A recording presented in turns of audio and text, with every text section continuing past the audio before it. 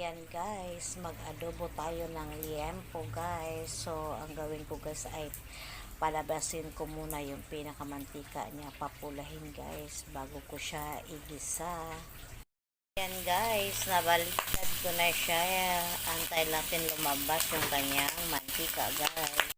Ayan guys, lumabas na yung mantika niya guys. Ngayon, mag-isa tayo guys na guys ang sibuyas at bawang at eto may nor na siya guys, dudurugin lang natin, antay natin mag-aroma ang ating ricado guys.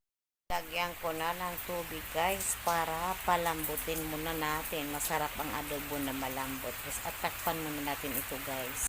Ito na guys, luto na po siya guys, pwede na po natin kainin.